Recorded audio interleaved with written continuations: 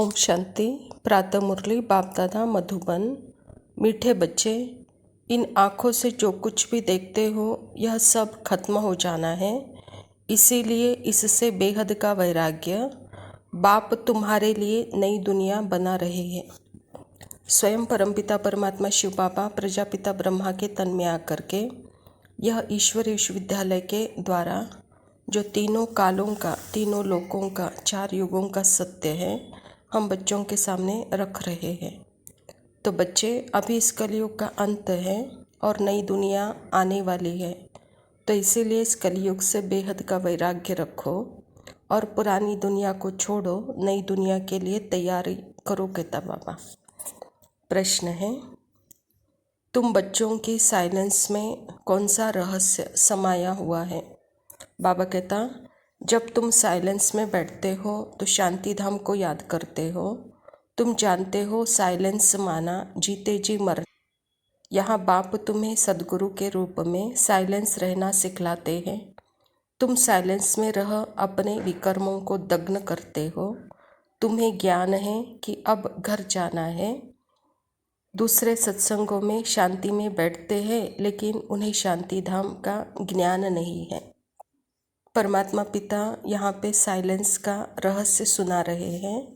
बच्चे, साइलेंस का अर्थ ही है जीते जी जैसे मरना, शरीर से अलग होना। जब हम शरीर से अलग होते हैं तो बाबा कहता, बच्चे यह जैसे कि विकर्मों का दग्न करने का एक स्थिति है कहता है बाबा।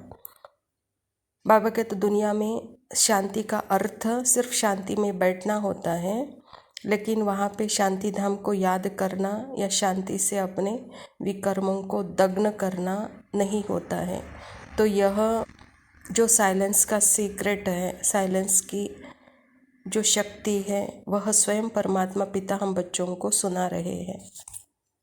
धारणा के लिए मुख्य सार है, सदा स्मृति रहे कि हम ब्रह्मा मुखवंशावली ब्राह्मण हैं।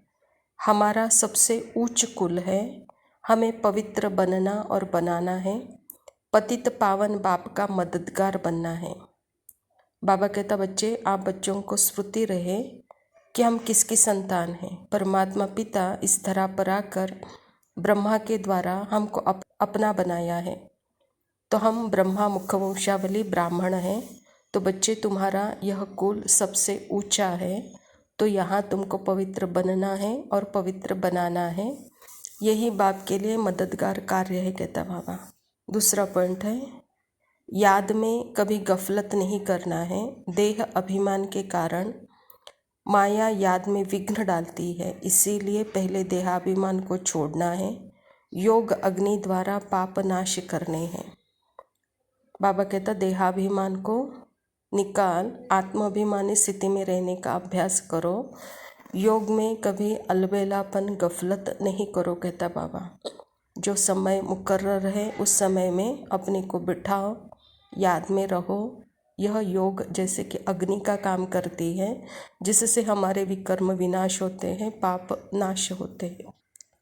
वरदान है, साधन की प्रवृत्ति में रहते कमल फूल समान न्यारे और प्यारे रहने वाले बेहद के वैरागी भव। बाबा कहते, साधन मिले हैं तो उन्हें बड़े दिल से यूज़ करो। यह साधन है ही आपके लिए, लेकिन साधना को मर्ज नहीं करो, पूरा बैलेंस हो। साधन बुरे नहीं हैं, साधन तो आपके कर्म का, योग का फल है। लेकिन साधन की प्रवृत्ति में रहते कमल पुष्प समान न्यारे और बाप के प्यारे बनो। यूज़ करते हुए उन्हों के प्रभाव में नहीं आ जाओ। साधनों में बेहद का वैराग्य वृत्ति मर्ज न हो। पहले स्वयं में इसे इमर्ज करो, फिर विश्व का वायुमंडल फैलाओ। जो भी साधन मिले हैं यह आपके कर्मों का फल है कहता बाबा। साधनों में साधना नहीं भूलो कहता बाबा। यह साधन मिले हैं, यूज़ करो, लेकिन साधनों से भी बेहद के वैराग्य वृत्ति को इमर्ज करो। तब विश्व में एक शांति का वातावरण आप फैला सकते हो। स्लोगन है, परेशान को अपनी शान की स्थिति में कर देना ही सबसे अच्छी सेवा है। अच्छा मीठे मीठे सिकिलदे बच्चों प्रति माता पिता बाप दादा का याद प्यार और गुड मॉर्निंग। रूहानी बाप की रूहानी बच्चों को नमस्ते।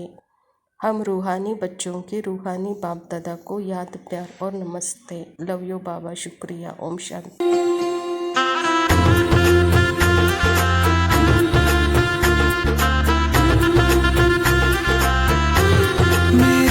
चौखट पे चल के आज चारों धाम आए हैं। बजाओ ढोल स्वागत में, मेरे घर राम आए हैं। कथा शबरी की जैसे जुड़ गई मेरी कहानी से। न रोको आज धोने से। बहुत खुश हैं मेरे आंसू के प्रभु के काम